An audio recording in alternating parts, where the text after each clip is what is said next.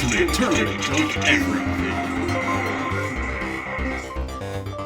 Welcome to the Tournament of Everything, a show where we compare random things on Wikipedia to other, more random things on Wikipedia. That's right. And we do so by bioengineering blades of grass to be genetically unique. Each one of those assigned to a random entity of everything. We grow all of those in a giant field, and then we refuse to water it. The last blade of grass to die is genetically identified, and that will be our winner. Moving on to the next round of The ultimate tournament of everything. My vote is for Bermuda grass. But I also think that's probably not what we're doing. It is definitely complicated and probably water wasteful. Rob, do you have an alternative solution? You know I do. In my laziness, I have taken the random page generator off Wikipedia and turned it into a nice little bookmark in my Chrome browser. I click it, we get a random page. I click it again, we get a second random page. We'll compare the two to figure out which one would move on in our fictional and yet infinite tournament. My short-term memory has failed me, but I have failed to remember my previous failures. And so I'm ready to proceed and succeed in the very first round tonight of the ultimate tournament of everything. Rob, hit it. Round one. In round one, we have Callum Robertson against Giannos Pipis. Yes, this is a one-on-one round. We have two athletes in the throes of competition, competing against one another in the most ultimate stage that any competitor could find themselves in. Let's jump right in. Callum Robertson, Scottish football player, facing off against Giannos Pipis, the Cypriot alpine skier. Now, Callum Robertson, born July 12, 1996, plays forward, currently a free agent after leaving SJFA East Premier League side Whitburn Jr. He was born in Livingston and began his career with the Wraith Rovers and first included in a matchday squad on November 16, 2013, and he remained the unused substitute in their loss that day. I hope that's not an omen. Yeah, it didn't go so well that day. However, his day would come on the 2nd of May, 2015, as Wraith concluded the season with a 2-2 draw at Dumbarton, replacing Mark Stewart in added time. And then in January 2016, he was released by the club. He'd been on loan from, Lithgow Rose. So this page was last edited on July 13th of this year, and it's interesting that it was edited then because it lists for his stats that he made 2 appearances in 2015-16, scoring 1 goal, no appearances since then. So I'm wondering if he's a free agent, and that's just what you say when no one's wanted you for 6 years. So in which case, I also am a free agent. No one's wanted me ever, but I'm still available. Are you suspecting that Callum Robertson might be the author of this article? I'm at least suspecting that he might not be good. Now, we'll see if his competitor is any better. Giannos Pipis, born February 25th, 1966, is a Cypriot alpine skier who competed in 2 events at the 1984 Winter Olympics, and if the article is to be believed, he wasn't very good. And I say not very good because no results are mentioned. Yeah, the 1984 Olympics, obviously everybody knows that as far as Olympics go in 1984, that was the premier event. Now, Olympic Winter Games, so we're talking about winter. We're talking about alpine skiing. Now, the alpine skiing, is that different from normal skiing? I mean, I know that there's moguls. I know that there's long jump. But what exactly does alpine mean in reference to skiing? Apparently, it just means downhill. Isn't all skiing downhill? It's pretty difficult to ski. Actually, that's a great point. Uphill skiing sounds way more difficult. You should get like double or triple points for skiing up a freaking. You should just race to the top of the mountain, and then kind of the recreational event would be coming back down. I think if we're gonna see any foreshadowing of what is to come, it's really just a race to the bottom in this round, not in a good way. Callum Robertson, Giannos Pipis, both not very good. And so really, if I had to pick which one was going to get to the bottom the fastest, maybe of their entire career, I think maybe they're both there, but I think maybe Giannos is my vote in this competition of not so goodness. Yeah, I hear every word that you say, Rob, and I just don't agree with any of them. See, Giannis Pipis, he's a skier, alpine skier. We've established that, and they go downhill. But we've got this Callum Robertson. Callum, that's a great first name. And, he's still young. He's out there playing, and I think he's on the upward trajectory, on the lift, if you will. And I think in this very first round, I'm choosing Callum Robertson, which means that, Rob, we have found ourselves in a unique position. Tell me what it is. Now, normally it'd be a tiebreaker, but when I'm comparing one bad thing against another bad thing, it doesn't matter much to me. So I think I'm just going to change my vote and move your guy on. No tiebreaker needed. Callum Robertson, you're the worst of this round, but apparently the best as well. Congratulations, you're moving on. The ultimate tournament of everything. You're going to get no guff from me on that. I love it. I love Callum Robertson. I love football players, and even when they're soccer players. And I also love round two. It's time for round two. In round two, we have Chiraxis Larseni against Mount Biederbick. Wow, we have two absolute mammoths of the sport here, with absolutely nothing to their articles. So let's see which one that we arbitrarily decide that we prefer. Chiraxis larseni is a butterfly in the family Nephilidae. It's found in Ethiopia, and the habitat consists of Thornveld savanna. That is the entire article. Well, I'm going to see your entire article, and I'm going to raise you another entire article. Mount Biederbick is the highest mountain of the Conjure Range of Ellesmere Island, Nunavut, Canada. It lies in the Quinn Earpock National Park. I see what you did And there. that's that. You raised it because it's a mountain. Ha, I get it. You see, Rob, this mountain raises itself. And if you look on the map there, it is quite far up, as stated in Nunavut, Canada, which is separate from the rest of it. Now, it's got an elevation of approximately 1,542 meters, which, Rob, I'll save you the mental gymnastics. That's 5,059 feet. That's good. I was going to count on my fingers, but I'm glad you told me. Now, this is I know interesting. Butterfly, mountain, butterfly. I'm having none of it. Haha, get it? I would definitely vote for the mountain in this very small, succinct round. Yes, I mean, if you're talking about small and succinct, butterflies might fall under that category, especially when they're in their cocoonal phases prior to emerging as their fully fledged selves.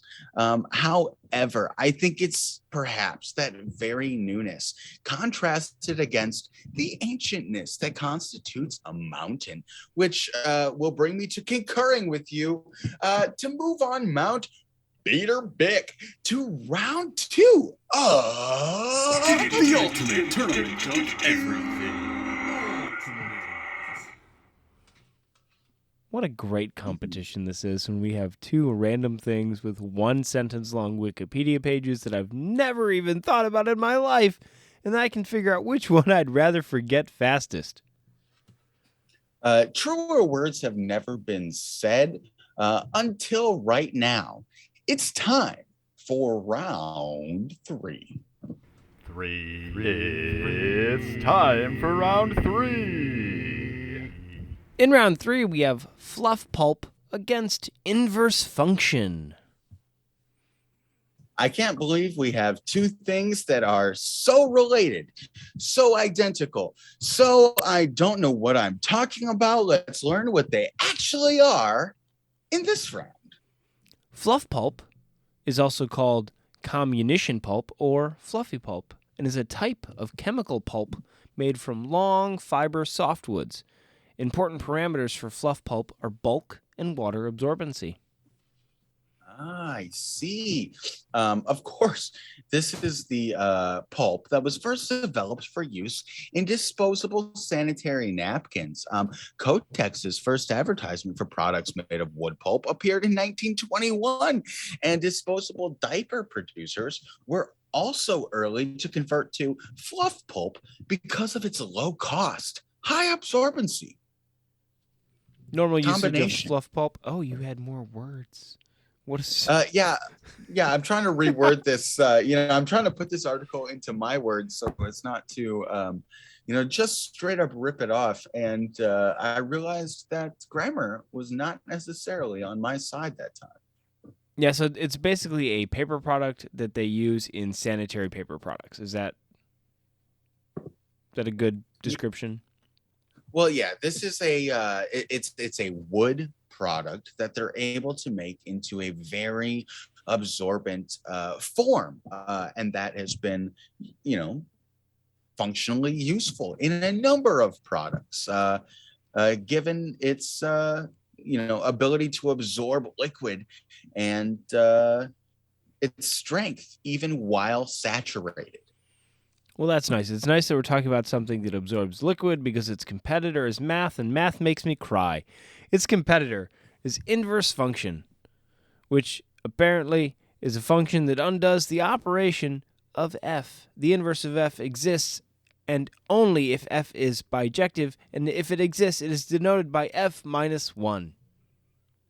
And I think we can all relate to that. Now, for a function of there's a bunch of equations listed here. I'm not even going to try and just make something up here because, frankly, I didn't pay attention in math class and I don't know what they mean. But I can tell you because I can read. It admits an explicit description. So it sounds like this is one saucy equation. Yeah, saucy, meaning that I probably wouldn't include it in my dinner. There's a lot of math here. There's a lot of letters, numbers, lines. Oh, what is that? That big E thing that looks like an E but is not an E that has a name in math that I don't understand.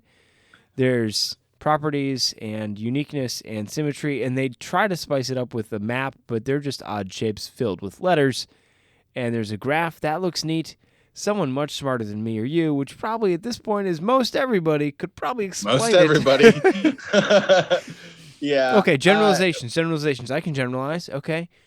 Let's do. Even if a function of f is not 1-to-1, it might be possible to define a partial inverse of f by restricting the domain. Nope, not general to me. Nope. Nope.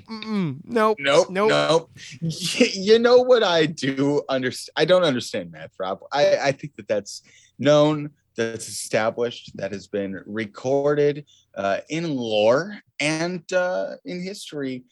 What I do understand is fluffy pulp. I understand fibrous, products.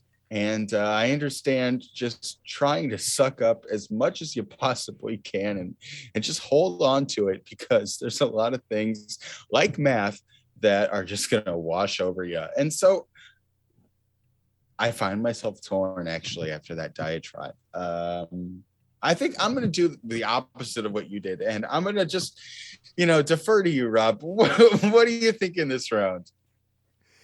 I like to think that I was good at math, and then the math got harder. And then I realized I wasn't good at math. I was just a little ahead of the other kids who were better at math. I wish I were better at math, and I'm going to go with inverse function just because I think eventually it all ends up wood pulp in the end, right? If I take a math book and shred it, I have wood pulp. So I think we can start with inverse functions. We can start with a math book. We can end up with fluffy pulp, but I don't think we can do the reverse. I don't think the inverse is true. And I'm going to move inverse function on in this round of The ultimate tournament of everything. I feel great about that. Hey, you know what? We keep hoping to learn. Let's keep this in our future, so that perhaps in our future, when we're more intelligent, when we're our better versions of ourselves, we may comprehend it, though we may not. However, speaking of our future selves, let's get on to round 4. My round 4 is ready. In round 4, we have a list, specifically the list of British films of 1950 against Sailoroo. Okay. A good list of films is always a nice way to spend about 3 to 5 minutes. But Sailoroo is a way to spend, there's just about one sentence here. So I'm guessing about 3 to 5 seconds. Let's see which one of these periods of time is going to enchant us enough to move it on to the next round of the Ultimate Tournament.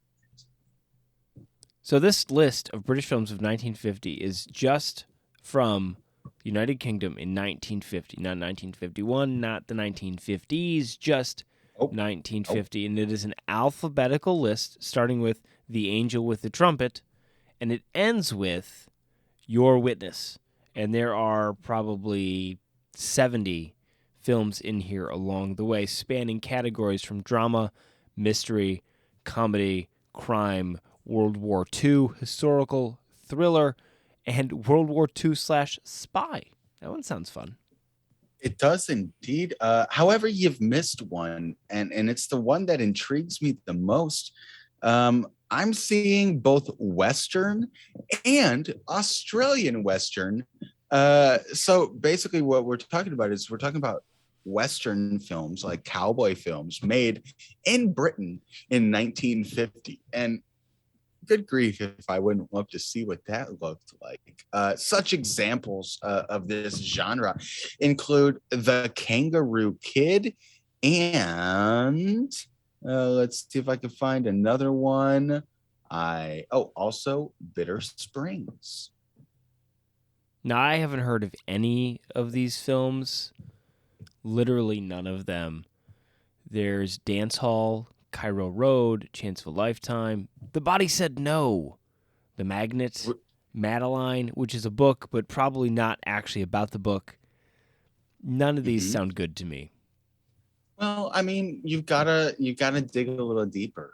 Don't forget about Dangerous Assignment, Dick Barton at Bay, 4 Men in Prison, The Girl Who Couldn't Quite, and of course, the never disappointing classic, The Wooden Horse. They sound like a 6th grade class playing Mad Libs with their English sub made up these names. Yeah. But that's Hollywood. And another place that's popping off just as much should be portrayed, commemorated, and here we are doing just so, is Sailoroo, the commune in Doji County, Altenia, Romania, with a population of an astounding 4,593 people. It's composed of 5 villages: Celeru, Gizdvesti, Maritina de Jo, and Maritina de Su, and Sereni. I've pronounced probably none of those correctly, and for all the people listening in those places, I apologize. That is the entire article.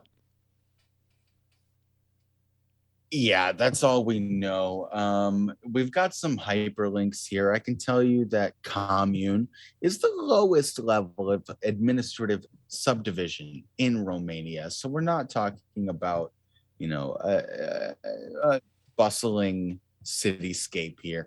Now, Doja County is where it's located. That's very southern Romania. Right near the bottom, I'm looking at a picture of its province. I do see a river, a mountainous area.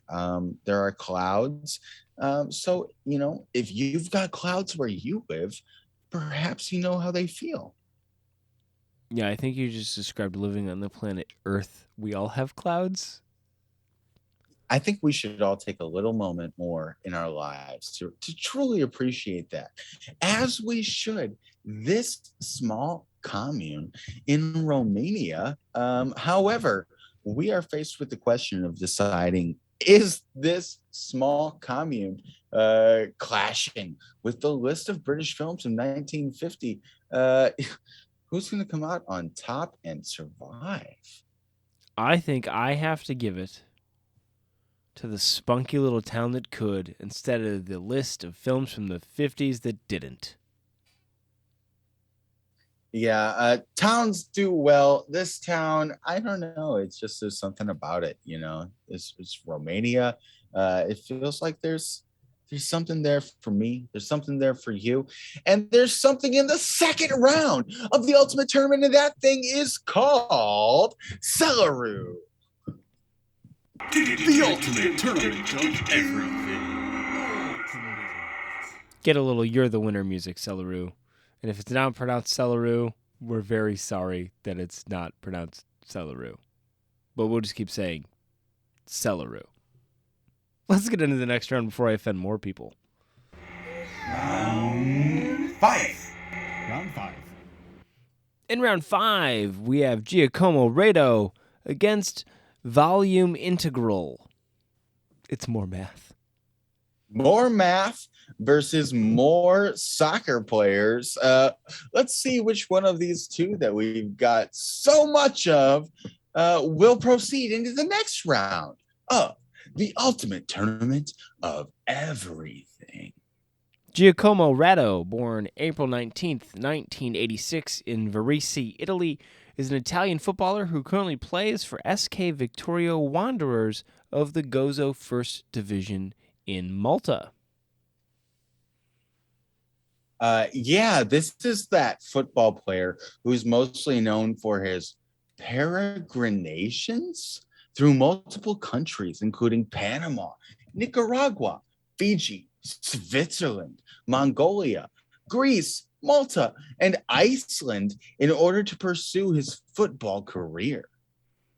I have never seen the word peregrinations ever, and apparently means a journey, especially a long and meandering one. Look, if you want to play, you got to go where they're going to play you. And sometimes that means you've got to leave where you are. And it seems as though this individual started playing football at the age of 6 with the U.S. Basto youth system before moving to Varese Cahio at the age of 14. He then continued his career in the youths of a club that at the time played in Series C, but he failed to debut in the first team. Ooh, bummer. Now, he definitely looks like he's putting in the hours, he's doing the work. He's really just trying to live out his dream, which is a pretty neat thing to do.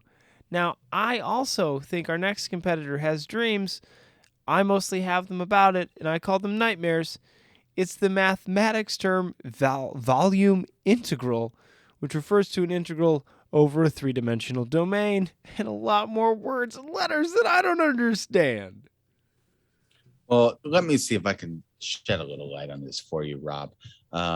You said it refers to an integral over a three-dimensional domain. That's true.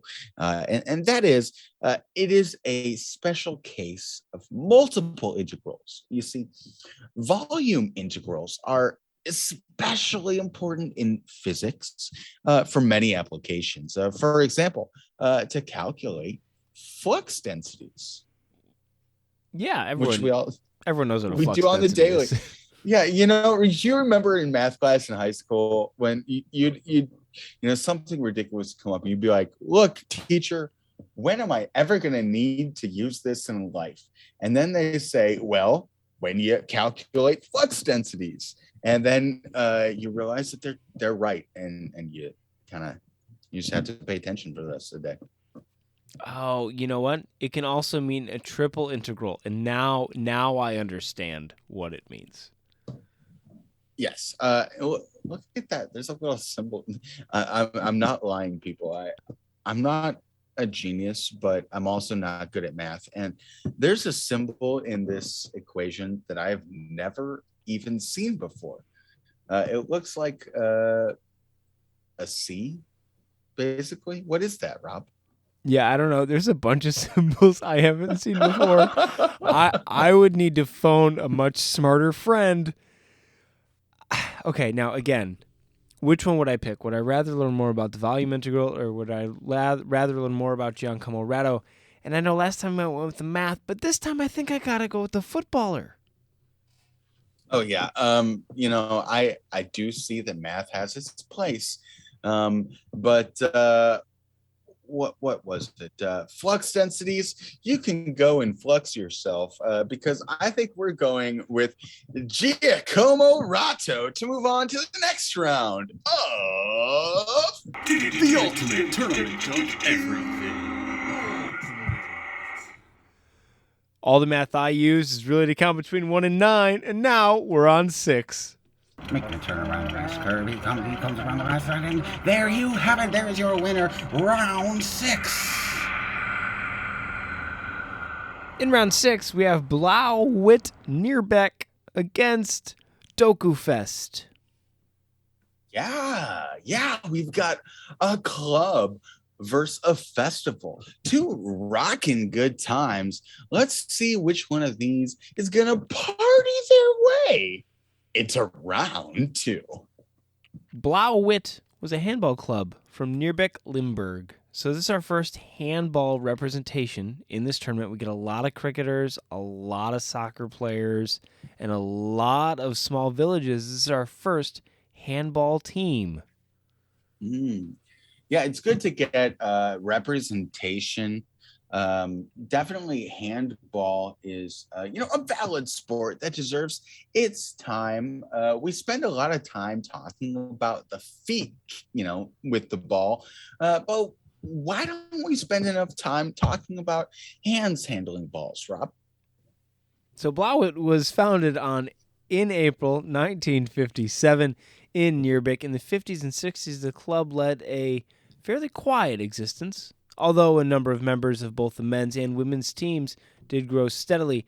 And in 1978, the men's team promoted to the Eredivisie, which I'm assuming is a higher level of competition, maybe. Like they made it out of the minors into the less minors?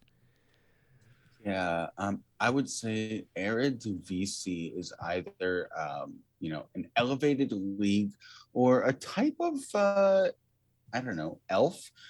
You see, this team managed to win the national title in 1980 and 1981, but at the expense of renowned teams such as Citardia and Hermes. And from this moment on, the club played at the highest national handball level. Pros, Rob.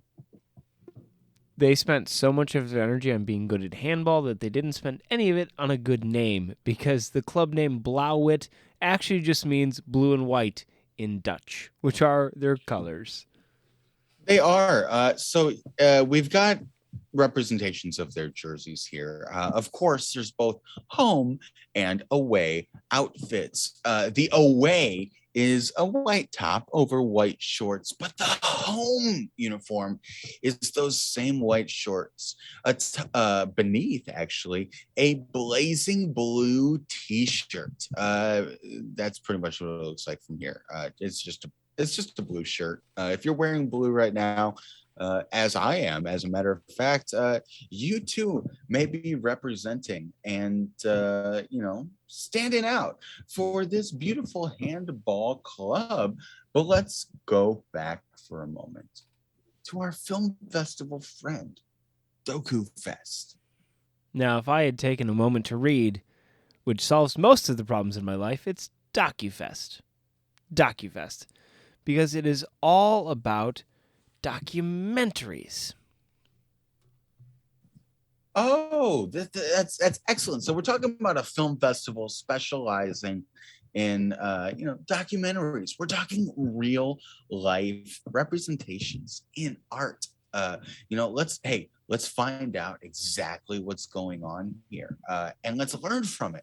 So let's learn from this article.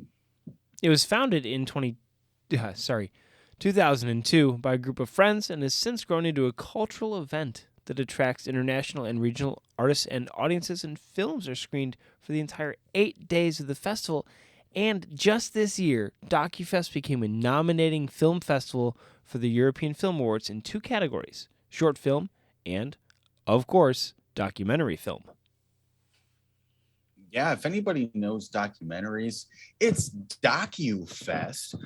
It was run by volunteers until the introduction of a full-time and part-time contract came into place in 2008. They've been stepping it up since then and overseeing various events that happen within the scope of the festival, including workshops, docu-photo exhibitions, festival camping, concerts, and of course, all of the movies that they show.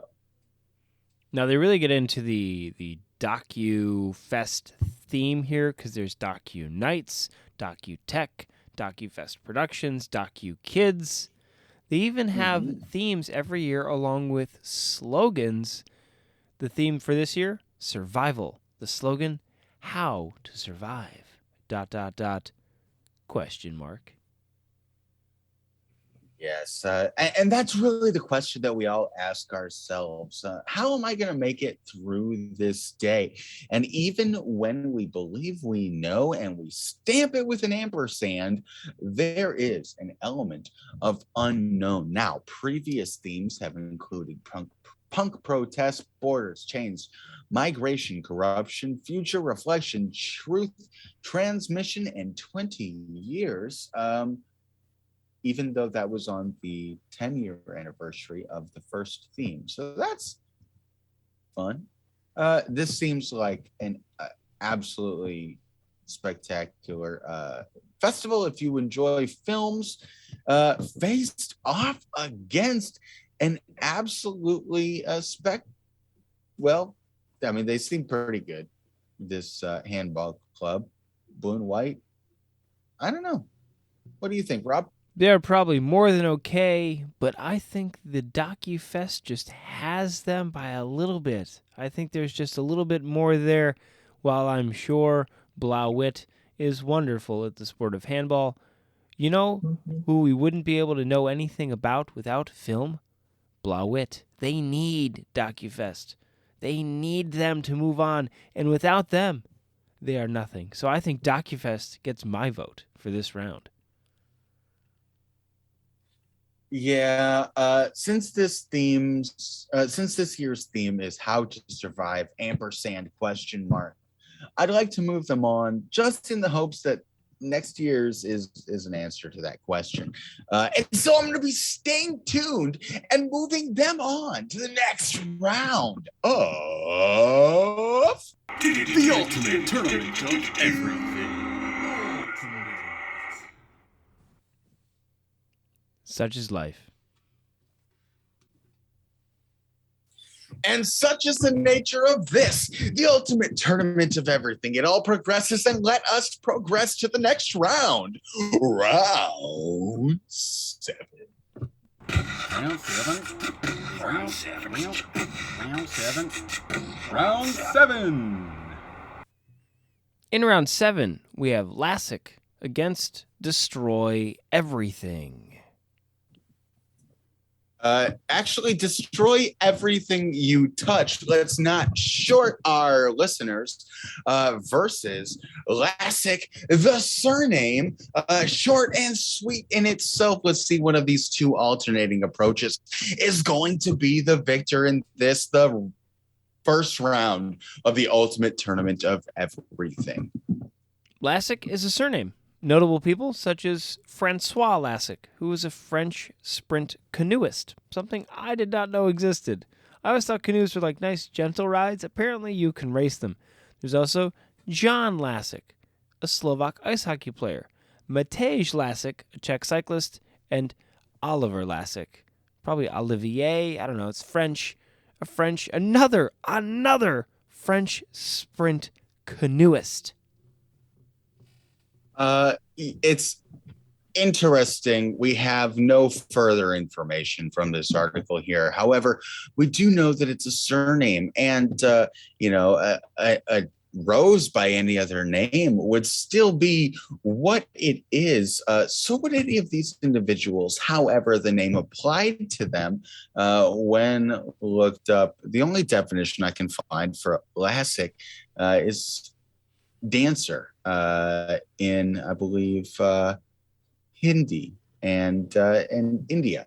So yeah, that's I'm not seeing a whole lot. However, I do believe that having the ability to dance, that flexibility, that balance would probably benefit you, whether you were in sprint canoes, playing hockey, cycling, or in sprint canoes.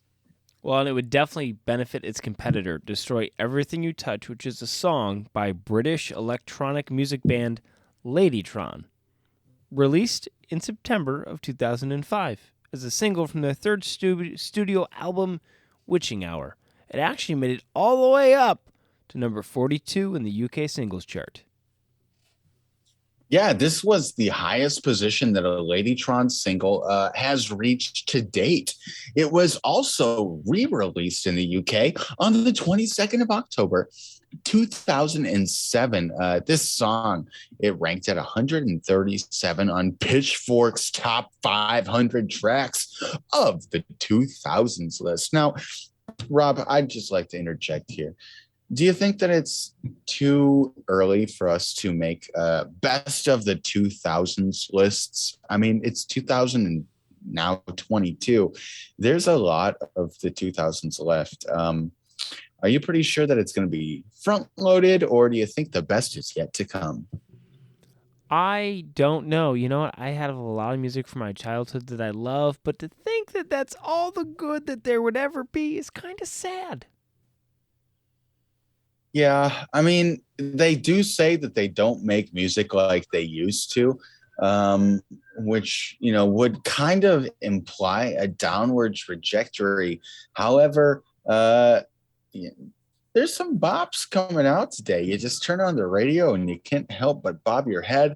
And in this year of 2005, you might have been bobbing your head to Destroy Everything You Touch. Yeah, I heard in the background that siren. That's right off the track. That's straight from that album. I know you were listening in. Yeah, somebody's taking their, suggestions to heart. But you know who is still kind of, they never leave your heart, is the entire family with the last name Lassak. Do we know anybody with that last name? I know 2 French sprint canoeists who have a soft spot in my heart. Well, yeah, so this seems to be a group of people. This seems to be an album of, electronic music. Ladytron, the largely British electronic group formed in Liverpool.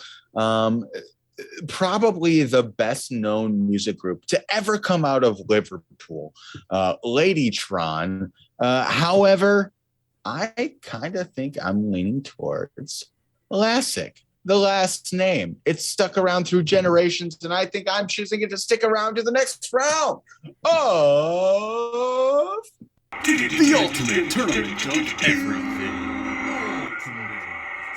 Say no more. Now let's get in our canoes and sprint right to round 8. I say, would you by chance have any round 8? Round 8! In round 8, we have Giannos de Bariba against Austric languages. my, oh my, we have Austronesian languages facing straight off against provinces in Spain.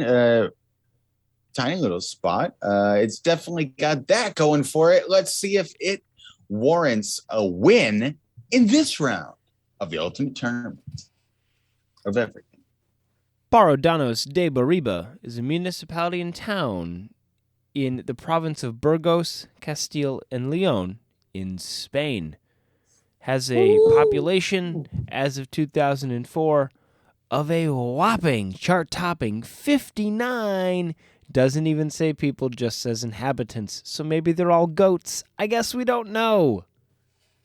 Yeah, if I've ever heard, okay, so you could tell me this place has beautiful beaches. Hey, that's great. This place has lovely mountains. That's wonderful.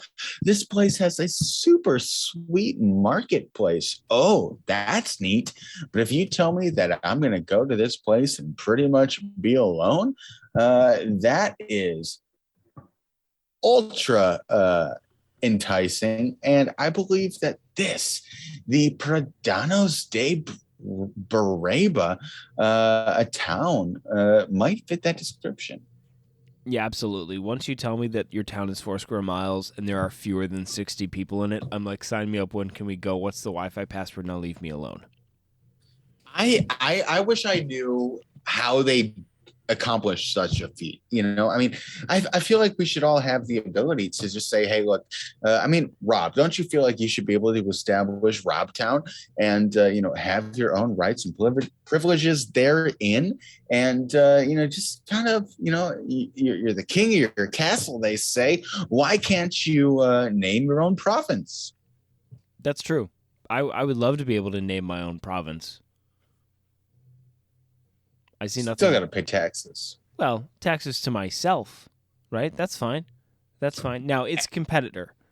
Do they pay taxes? Do the Austric languages, which are a proposed language family that includes Austronesian languages spoken in Taiwan, Maritime Southeast Asia, the Pacific Islands, and Madagascar, do they pay their taxes? Do they? Well, Rob, only people pay taxes. And of all of the nouns, we've got people, places, things, and ideas. Now, you're not going to charge a place. You're not going to charge a thing.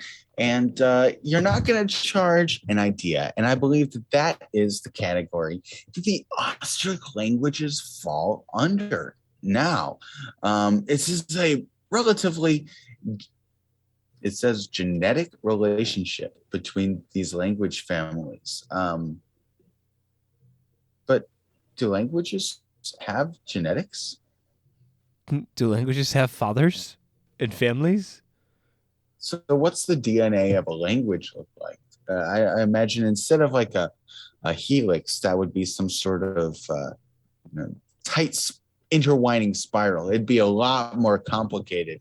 But the history of this language is not all that complicated. See, the Austric macro family was first proposed by the German missionary Wilhelm Schmidt in 1906, who showed phonological, morphological, and lexical evidence to support the existence of an Austric phylum consisting of Austroasiatic and Austronesian languages?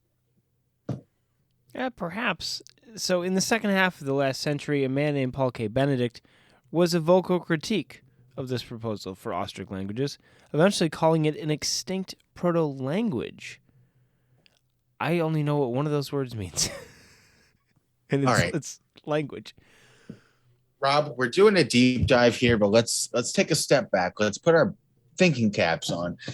And I think what we might have on our hands here is, a unique source of verbal communication. A lot of languages are similar. They're derivative of one another, cousins, if you will.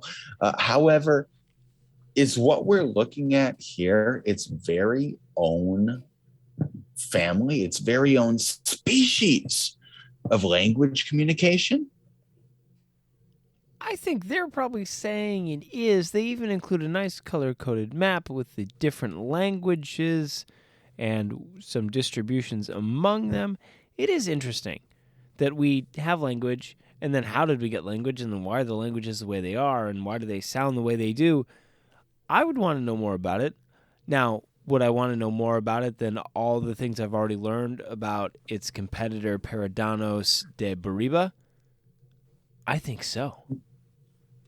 Yeah, I think that if you truly wanted to learn all that there is to know about Giannos Pipis, you'd have to learn one language, that language being Spanish. However, if you wanted to learn all that there was to know about the Austric languages, you'd have to learn a whole bunch.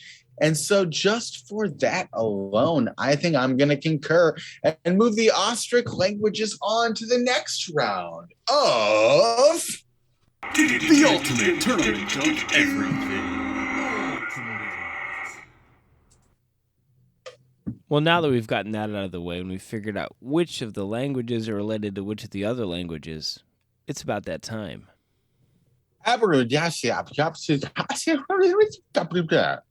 Which is my own way of saying It's about time for round 9. round 9. In round 9, we have the Now Bao Gao formation against Japanese lily, which could refer to two separate plants. yes, we've got plants versus formations. We're talking about natural elements here, and let's see which one of these is a natural. Here in the first round, moving on to the next round of the ultimate tournament of everything. The Now Bao Gao formation is a geological formation in the Daqing Mountains of China. It is likely the Lapingian age, and it consists of 3 rhythms of sediment, labeled members 1 through 3, primarily of purple siltstone.